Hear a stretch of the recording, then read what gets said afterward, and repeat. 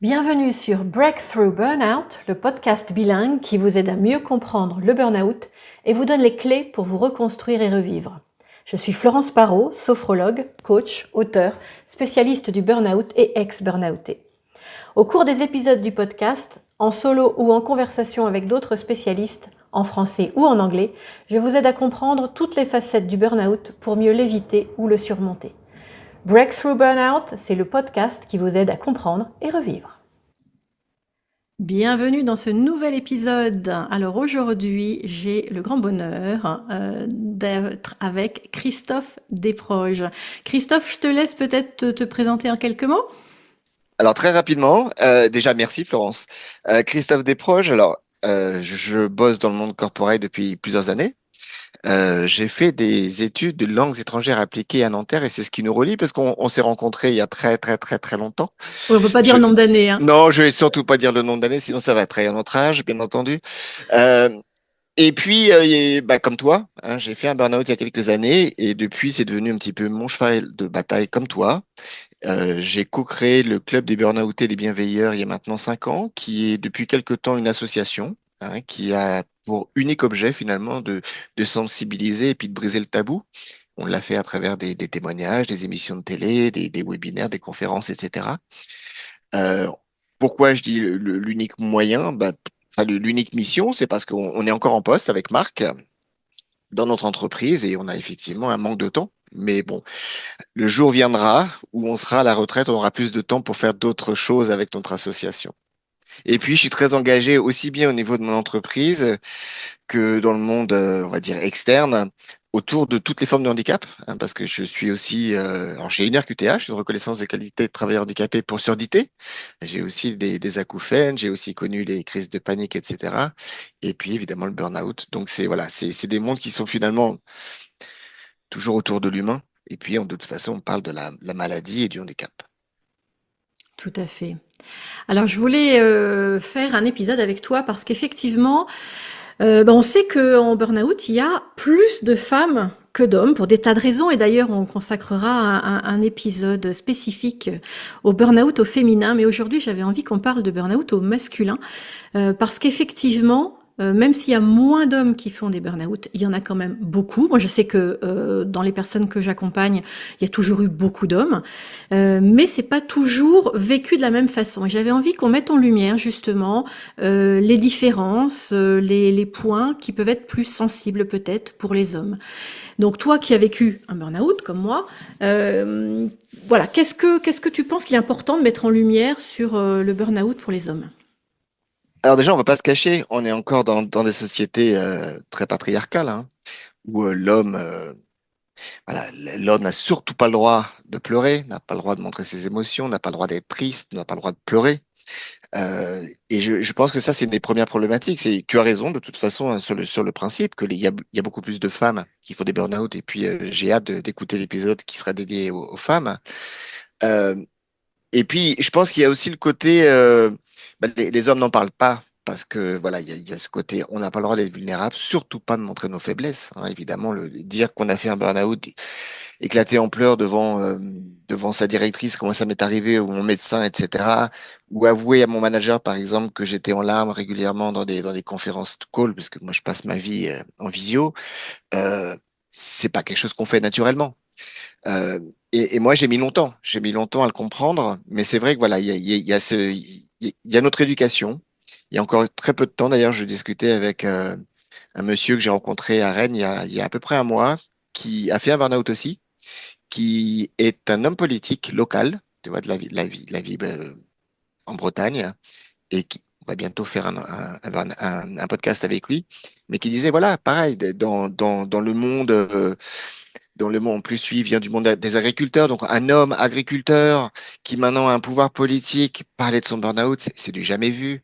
Et là, il va briser un tabou et je le remercie parce qu'effectivement, il, il faut le briser ce tabou. Mais je pense que c'est vraiment dû à notre éducation. Et puis, dans les entreprises, un homme, il n'a pas le droit, faut surtout pas qu'il dise qu'il est faible, parce que sinon, ça risque d'avoir une influence sur sa carrière, etc. Ou plus exactement, c'est la perception qu'on en a, bien entendu. Oui, tout à fait, parce qu'on sait bien que le burn-out, c'est pas un truc de faible, c'est un truc de super-héros en vrai. Ah, tu fais bien de le dire. Moi, c'est un truc avec Marc, on n'arrête pas de le répéter.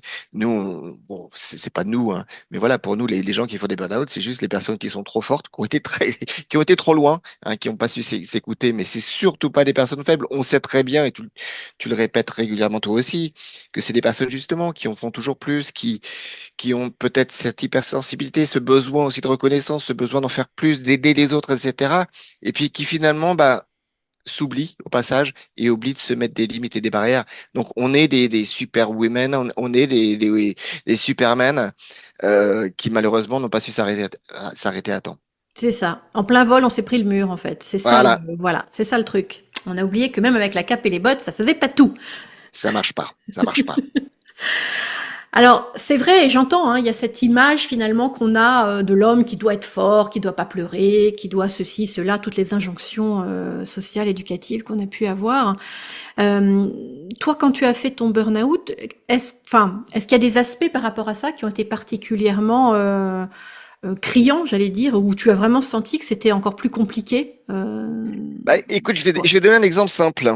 Euh, Avant de tomber ou avant de me brûler, euh, ça faisait quelques semaines que je voyais bien que ça n'allait pas, hein. Et j'avais un manager anglais, homme. Et plusieurs fois, alors, qui était quelqu'un d'assez disruptif, hein. Moi, je suis arrivé dans son équipe un petit peu par hasard, c'est-à-dire qu'il y a eu une réorganisation. Je me suis retrouvé dans son équipe. Il a pas voulu de moi, j'ai pas voulu de lui, mais ça s'est fait comme ça, hein. Dans nos entreprises, c'est comme ça que ça fonctionne. Je fonctionnais pas du tout de la même façon que son équipe, etc., etc. Donc, c'était quelqu'un qui était génial parce que il essayait de. Moi, par exemple, il m'a fait découvrir le monde des TED Talks. Tu sais, tous ces Hmm. talks inspirants, Oui. etc. Qui d'ailleurs, pour l'anecdote, le fameux talk de Brené Brown sur la vulnérabilité, moi, m'a ouvert les yeux après, ou après mon burn-out. Mais voilà, c'était quelqu'un de très disruptif et mais bon, on avait du mal à fonctionner. Et plusieurs fois, en fait, c'est ce qui m'a mené d'ailleurs notamment au burn-out. Plusieurs fois, je lui ai dit clairement, écoute, je vais pas bien. Ça fait plusieurs fois que je me retrouve dans des conférences calls. Alors évidemment, je coupe la caméra parce que je suis en pleurs. Ça va pas, je dors pas bien, etc., etc. Et la réaction qu'il a eue, elle était toute bête. Écoute, Christophe, allez, tu vas dormir ce soir, t'es un homme, ça ira mieux demain. D'accord. Voilà, voilà. Alors, je peux pas le blâmer Hmm. parce que celle-là, on l'entend en permanence. Et je vais même aller plus loin. C'est quelques jours avant, on avait fait une fête à la maison parce que c'était au mois de juin. C'était super beau, barbecue avec alors mes amis de 30 ans. Euh, J'aurais pas dû le dire parce que maintenant on va commencer à deviner mon Deviner âge. notre âge. Voilà, voilà. Mais bon, des vieux années, des vieux amis, notamment d'ailleurs une copine de la fac que tu as croisée, mais je sais que tu t'en rappelles pas, mais que tu l'as croisée, peu importe. Et je leur avais dit, écoutez, en ce moment, ça va pas. Je me sens très stressé, je dors pas bien, je suis très irrité. En plus, c'était une époque où je voyageais toutes les semaines. Alors, c'était pas des longs voyages, mais c'est tout en Europe. Mais voilà, les voyages, ça fatigue. On dort pas bien parce qu'on est à l'hôtel, on mange un peu plus le soir, on va boire des coups avec les copains, avec les collègues, etc., etc. Donc, je leur dis, ça va pas en ce moment. Je me sens très stressé, je pleure. Et mes copains m'ont fait la même réflexion. Ils m'ont dit, allez, Christophe, on va faire la fête ce week-end. On va bien, allez, on va faire de la musique, on va bien discuter, et puis tu verras, lundi, ça ira mieux, t'es costaud, t'es un homme. Donc, je peux pas blâmer mon manager, parce que c'est vraiment, je crois que c'est vraiment culturel. Peut-être d'ailleurs que dans d'autres cultures, je sais pas, si, peut-être que si on allait interroger des gens qui étaient en Europe du Nord, la question, enfin, le point de vue culturel serait vraiment différent. Mais chez nous, c'est comme ça. Ouais, ouais, ouais. C'est intéressant que tous t'aient dit, t'es un homme. Vraiment Voilà. comme si, voilà, ça forcément, ça faisait une différence. Alors qu'on sait très Oui, puis bien je que, pense voilà. il y avait le côté, bon, alors là, c'était plus de la part de mes amis qui me connaissent depuis très longtemps. Non, mais de toute façon, ça peut pas. Bon, je t'avoue qu'en 2016, le burn-out, c'était un mot donc, qu'on ne connaissait pas Tout à fait, vraiment, hein. tout à fait. Mais quand moi, je leur ai dit quelques jours après, parce que c'était vraiment quelques jours après bah, que j'étais en burn-out, que le diagnostic venait de tomber par mon médecin, ils n'ont pas cru. Ils ont dit non, mais pas toi. Alors, il y avait pas toi, l'homme, et puis pas toi, le galuron qui aime faire la fête, Voilà. etc., etc. C'était pour eux, c'était juste inconcevable. Mais et je sais que Marc, l'autre co-créateur du club, lui, il a vécu à peu près la même chose. C'est-à-dire que c'était un homme et lui, en plus, il a même caché à sa famille. Alors pas à sa femme et ses filles, mais il l'a caché à sa famille directe pendant longtemps parce que voilà, il y avait ce côté. Alors je pense pas que lui c'était de la honte, c'était pas vraiment de la honte, c'était plus le côté. Je voudrais qu'il me, je veux pas voilà, je veux pas qu'il le sache tant que ça n'ira pas bien, que j'en serai Mmh, sorti. mmh, mmh, Donc, sauf que ça a duré presque un an, quoi. et oui, bien sûr, ça s'en va pas comme ça au bout de quelques jours. Mais c'est vrai, ce côté, cette image, ne pas vouloir montrer, garder pour soi, ce qui du coup rajoute une couche hein, de complexité et déjà que c'est énormément de choses qui s'accumulent pour nous amener au burn-out, et bien quelque part, ça en crée facilement une autre couche. Du Ouais, coup, ouais. oui, vas-y, vas-y. Ouais, non, je vais me permettre. Je vois même dans les entreprises, que ce soit de façon qu'on soit homme ou femme, avouer qu'on est en burn-out, c'est Mmh, super compliqué. tout à fait. Mais c'est vrai que dans les deux cas, c'est super compliqué. Et je pense qu'effectivement, moi, je côtoie aussi bien, voilà, des collaborateurs que même des gens du comité de direction, etc., qui ont été en burn-out, etc., mais jamais ils l'ont dit. Jamais ils l'ont dit. Oui, oui, oui. Moi, j'ai même eu dans les personnes que j'ai accompagnées il y a longtemps, hein, c'était sur Paris, un homme, la cinquantaine, un poste très élevé dans son entreprise, qui donc a fait un burn-out, c'est pour ça qu'il venait me voir, et qui, lorsqu'il en a parlé au DRH, homme aussi, celui-ci lui a répondu, oui, oui, t'inquiète, je sais, j'en ai fait un aussi. Et ce DRH-là, ça ne l'a pas empêché de mettre en place le licenciement de mon client. Ah, yeah. Donc, il y a quand même, et bon, il y a encore plus longtemps. Et effectivement, il y a ce côté ne pas vouloir le voir, ne pas vouloir l'entendre. C'est vrai pour toutes les personnes qui font un burn-out, mais il y a ce côté encore un peu différent par rapport aux hommes. Quel conseil tu pourrais donner justement à des hommes qui seraient déjà en burn-out ou qui sentiraient que ils vont pas super bien et ils se posent la question de savoir s'ils sont pas en train d'y aller tout droit? Je crois que la première chose, c'est oser demander de l'aide. Hein, on est tous d'accord là-dessus. C'est le plus compliqué, hein, parce on est quand même dans cette phase de déni. Donc, non, ça peut pas m'arriver à moi de toute façon, alors homme ou femme. Hein, non, c'est pas, je peux encore faire ce projet, je peux encore prendre ces tâches, je peux encore travailler une heure de plus ce soir. Allez, ce week-end, c'est pas grave, c'est exceptionnel, etc. Donc, on est tous dans cette phase de déni, mais c'était un peu l'objectif du club d'ailleurs, c'était de briser le tabou pour que les gens puissent oser lever le doigt. Nous, on est parti sur le principe que à l'époque où on est tombé mutuellement à 1 ou 2 ans d'écart, eh bien, on n'avait rien à disposition pour déjà comprendre ce qu'était le burn-out. Donc, on a fait une plateforme donc, qui a évolué avec le temps sur les 5 dernières années pour briser le tabou, et notamment grâce au podcast, parce qu'on croit vraiment dans la force des témoignages. Et en fait, pour l'ironie du sort, c'est que voilà, c'est à force d'écouter les gens que nous, on a appris aussi ce qu'était le burn-out, qu'on a bien compris que chacun faisait son burn-out, puisqu'on est évidemment des êtres différents. Et pour l'anecdote, mon médecin généraliste qui m'a diagnostiqué le burn-out et qui me suit depuis 20 ans voilà, c'est mon médecin référent, euh, à chaque fois que je vais le voir pour X raisons, hein, on commence par comment ça va au boulot, comment ça va dans ta tête. Voilà, on commence, même si j'y vais pour un genou, enfin peu importe. Et pour l'anecdote, il m'expliquait que quand il diagnostiquait à ses patients un état de burn-out et qu'il les arrêtait là-dessus, la grande majeure partie des personnes ne le croyaient pas. Et maintenant, ce qu'il fait, et c'est assez rigolo, c'est qu'il a quelques cartes du club, il les donne à ses patients. On disait, écoutez, vous ne me croyez pas moi, écoutez ces personnes-là, elles sont passées par là, elles interviewent des personnes qui sont passées par là, écoutez, puis vous revenez me voir après. Ah, c'est génial ça, c'est vraiment super. On mettra d'ailleurs hein, dans les notes de l'épisode le lien vers le podcast, vers le club, parce qu'effectivement c'est important d'écouter ça et de se sentir soutenu aussi avec ça. Et je trouve ça génial que ton médecin fasse cette démarche parce que c'est vrai, les personnes que je vois arriver qui viennent juste de s'effondrer en burn-out ou qui sont à deux doigts, ont beaucoup de mal à l'admettre dans 99% des cas. C'est mais non, c'est pas possible, c'est pas moi, ça doit être autre chose. J'ai sûrement quelque chose de grave. C'est à quoi je leur réponds allez surtout faites tous les examens. Mais à chaque fois c'est bah oui, c'est bien ça. Bien sûr, le médecin s'est pas trompé dans ce diagnostic, hein, donc voilà, c'est important. Mais c'est bon, c'est super important et c'est vrai, c'est demander de l'aide. Donc, nous, il nous arrive régulièrement, hein, même si on ne publie pas suffisamment de podcasts, faute de temps. Encore une fois, on est salarié, mais on a encore nos podcasts sont disponibles un petit peu partout.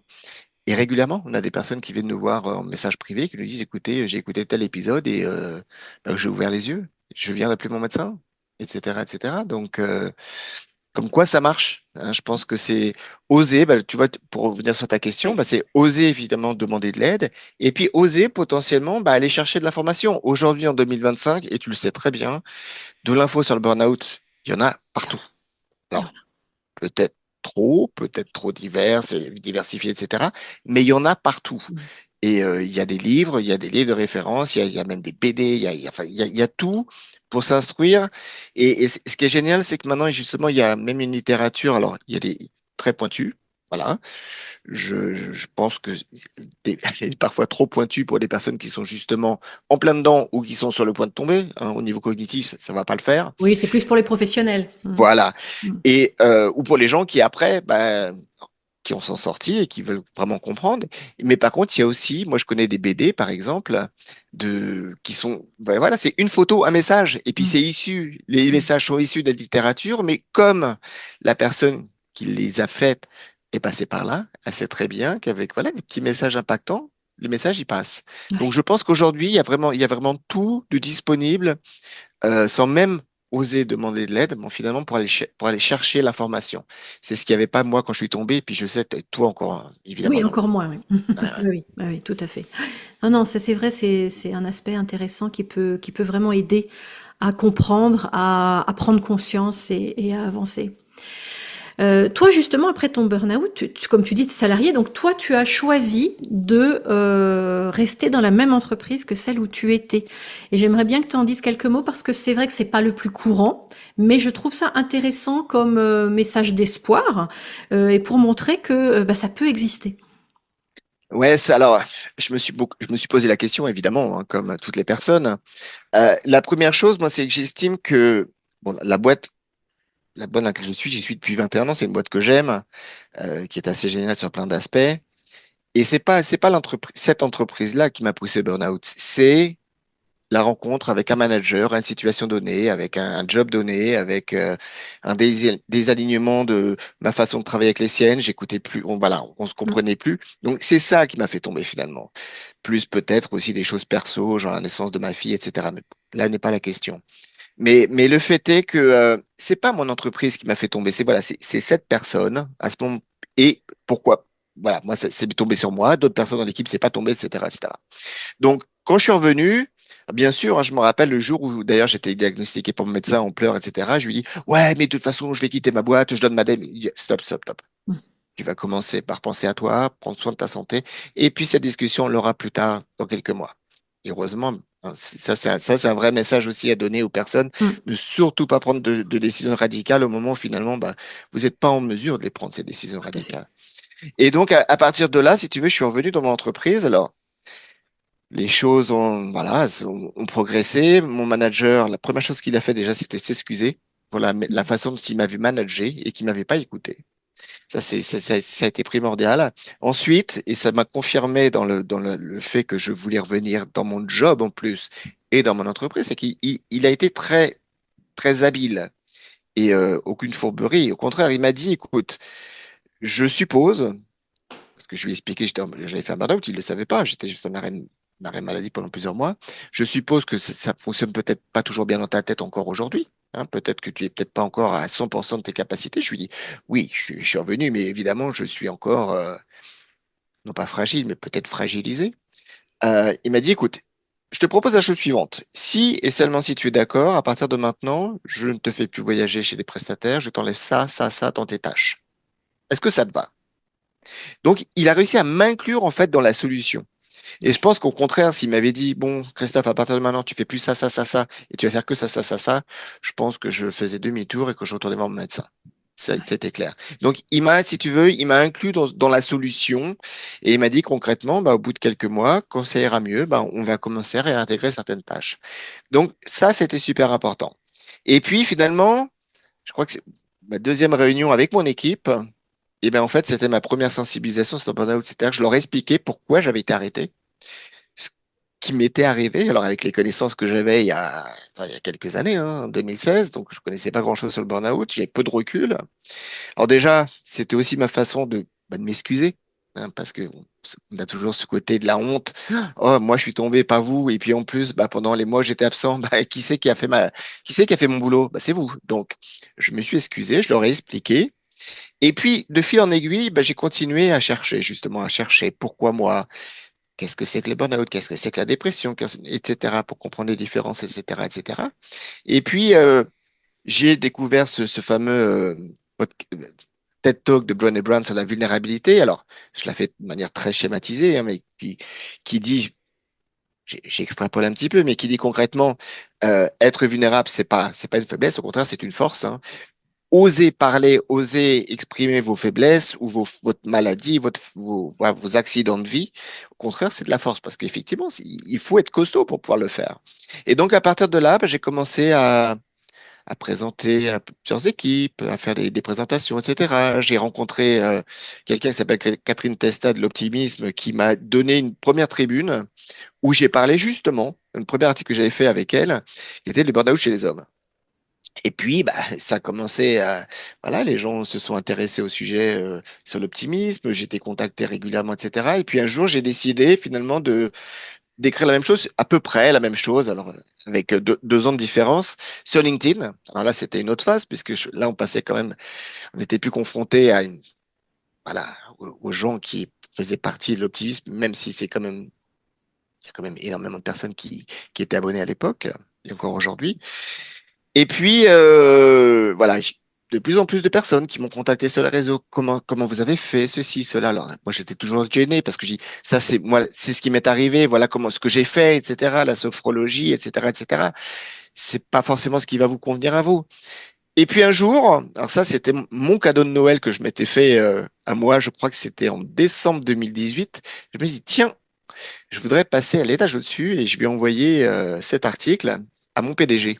Alors, PDG France, que je connaissais pas, qui ne me connaissait pas, donc je lui envoie et je lui dis voilà, je te donne mon témoignage, c'est juste un témoignage, je ne demande rien en échange, je suis pas là pour me plaindre, au contraire, c'est juste pour échanger.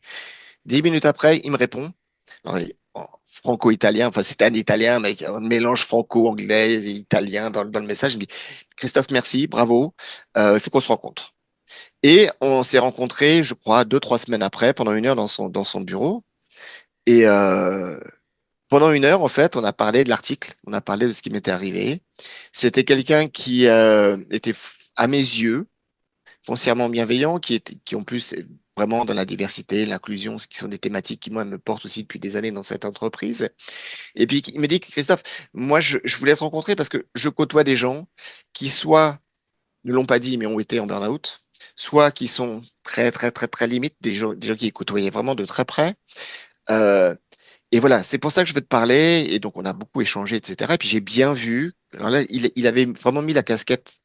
C'est peut-être naïf de ma part, mais la casquette de l'humain. Hein, c'est-à-dire que, alors Christophe, raconte-moi ton histoire, etc., etc. Et puis, je voyais bien, vu les questions ciblées qu'il avait décortiqué l'article. Et puis à la fin, parce qu'on m'avait prévenu un peu sur le personnage que je ne connaissais pas, il me dit, bon Christophe, maintenant qu'est-ce qu'on fait? Je- Et je lui dis, bah écoute, ça tombe très bien, hein, parce que moi à l'époque, je bossais pas mal avec les RH sur tout ce qui était qualité de vie au travail, etc. Et je lui dis, bah écoute, justement, on a réservé notre amphithéâtre, on a un grand amphithéâtre dans la boîte, pour faire une conférence sur le burn-out. Donc, si tu le souhaites, si tu es d'accord, et ben écoute, tu montes sur scène avec moi. En plus, on a la médecin la médecine, pardon, docteur, pardon, de la médecine du travail, de la CMS, qui veut bien joindre à nous. Donc, si tu es d'accord, on fait une conférence tous les trois sur scène. Et en fait, c'était la première conférence qu'on a fait sur le sujet de notre entreprise. Alors, il y a eu voilà, tout le monde n'était pas d'accord, etc. Parce que beaucoup de personnes qui pensaient que j'avais été acheté, entre guillemets, etc. par la Oui, direction. Alors, ce qui je était, ce vois qui ce que était tu vraiment veux dire. l'inverse. Voilà, ce qui était vraiment l'inverse, puisque c'est moi qui étais en force Mm. de proposition. Et puis depuis, écoute, j'ai dû sensibiliser dans ma boîte peut-être 4 5 000 personnes. Et encore, bah encore dans quelques jours, là, je fais une grosse présentation à- pour une filiale en Europe, parce que c'est des sujets qui portent, c'est des sujets qui intéressent d'autant plus depuis la pandémie de la Covid et puis le télétravail, hein, parce qu'on est de plus en plus isolé à la maison, etc. Donc voilà, c'est un sujet qui me porte et j'arrive finalement aussi bien à côtoyer ce que moi j'appelle ma mission de vie en interne dans ma boîte. et en externe. J'ai la chance d'avoir des personnes qui me soutiennent en interne. C'est pas toujours évident. Alors, il y en a plus ou moins par rapport à d'autres. Mais voilà, je continue à sensibiliser régulièrement en solo avec Marc, des fois au nom du club, dans l'entreprise. Donc, c'est assez drôle. Et puis, on est invité à quelques conférences quand on a le temps, à l'extérieur pour continuer à porter le sujet. Ça, c'est formidable. J'aime beaucoup cette idée de pouvoir travailler depuis l'intérieur de l'entreprise, d'apporter une aide, d'être un référent, un contact, quelqu'un vers qui les personnes qui ont des questions peuvent se tourner. Je pense que c'est une super idée. Et dans ceux qui nous écoutent, ça va peut-être voilà faire mûrir des envies parce que pour aider effectivement sur ce sujet du burn-out et sur bien d'autres. Il ne s'agit pas forcément de devenir un professionnel du sujet, mais ça peut être là où on est, dans le milieu, dans le contexte, dans l'entreprise dans lequel on est, qu'on peut vraiment aider à faire avancer les choses. Et je pense que c'est très important aussi que les choses avancent de l'intérieur. Christophe, merci pour tout ça.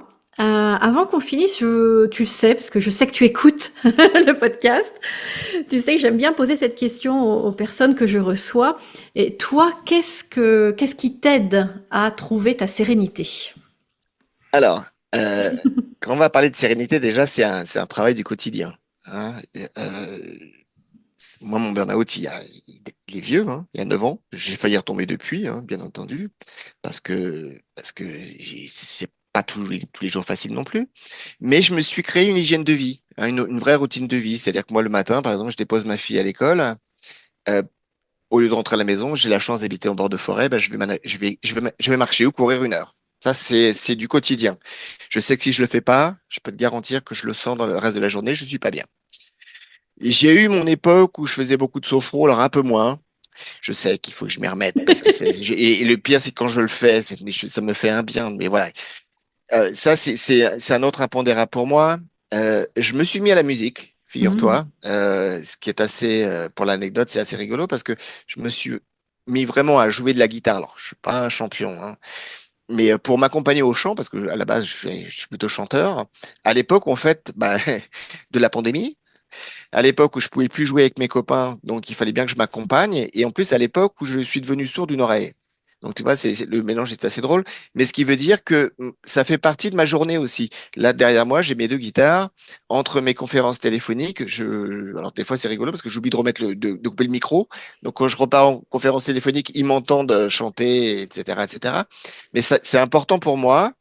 Là, on est dans une période qui, moi, me plaît parce que c'est le printemps et j'adore jardiner.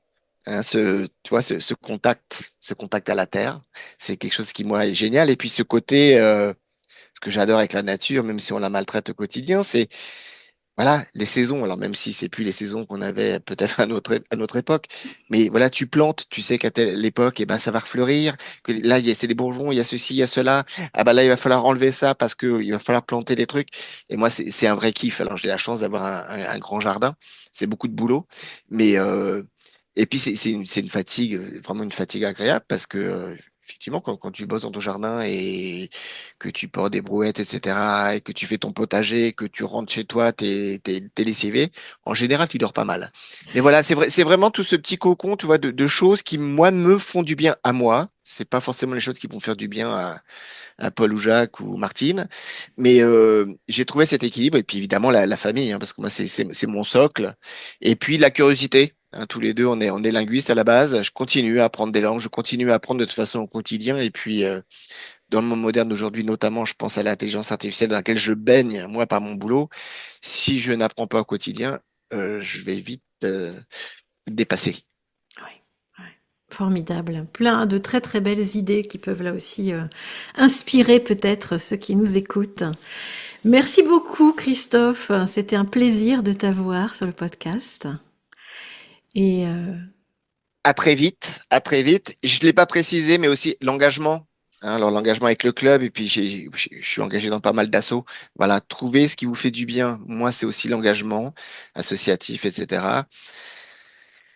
Trouver ce qui vous fait du bien, je crois. Et puis, encore une fois, oser demander de l'aide. oui, tout à fait. Merci pour ces bons conseils. Et je vous dis à tous à bientôt pour un nouvel épisode de Breakthrough Burnout, le podcast qui vous aide à comprendre et revivre.